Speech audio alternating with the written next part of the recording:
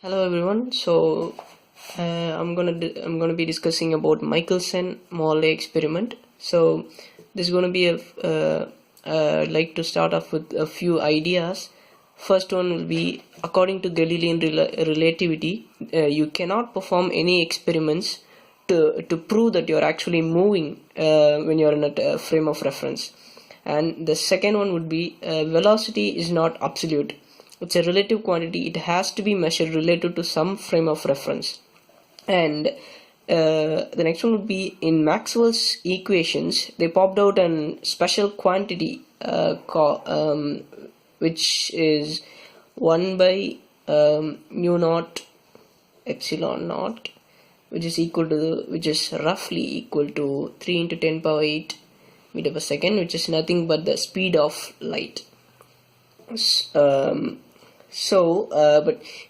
this speed of light, if you notice, is against the laws of Galilean relativity, because this is not respect to it's not with respect to any medium, but it's irrelevant to the medium in which it is measured. It's always c.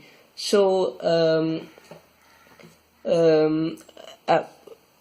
after we have back then, people believed that light is a wave. After Young's double slit experiment proved the fact, so it was assumed that it needed a medium to travel, just like other waves, like how water waves needed water medium, sound waves needed air. So they assumed a medium called luminiferous ether.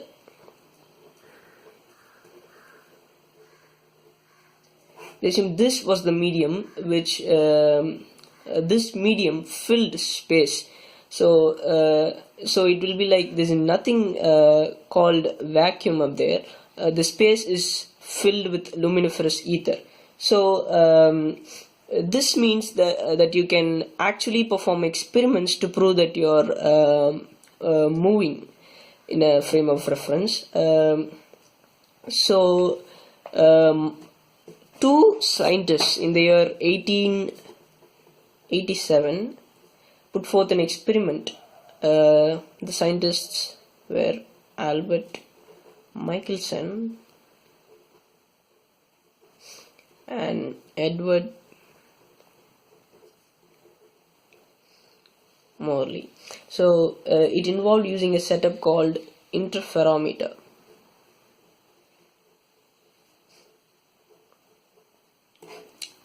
So basically the setup consists of a light source, a partially reflecting mirror. It's in partially silvered, so it allows part of the light to flow through it, and it reflects the remaining light. So and a reflector, two reflectors, and a screen. The actual setup was way more complicated, but the basic idea is the same. So when the light hits the partial reflector, it reflects. Let's part of them to go through, and so when it combines and hits the screen, you will observe a bright fringe. When the light beams are in phase, we'll notice a bright spot here. If they are out of phase, we'll observe a dark spot. So now, since we are always since the earth itself is moving through the ether, we'll have some kind of ether wind. Let's say the ether wind is in this direction. So practically the light rays will actually travel like this. It goes, hits the partially reflecting mirror, and then it goes like this, gets reflected like this. So this is similar to a boat trying to cross a river. Let's say this is the direction of the stream. A boat is trying to cross the river.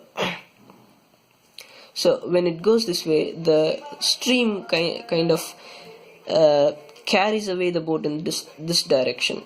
This is kind of similar to that. So it goes heat backs, and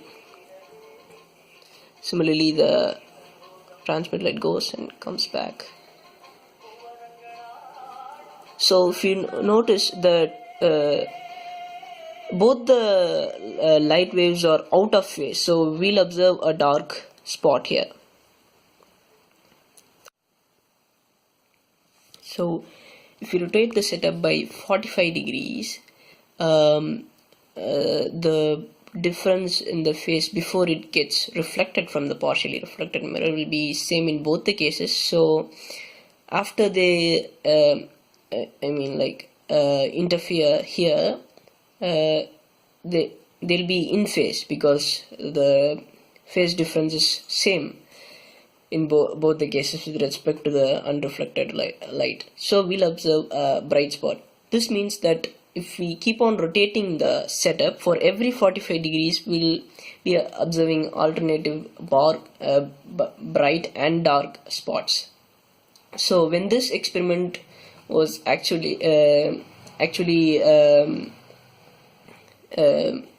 conducted, the results did not agree with the theoretical one.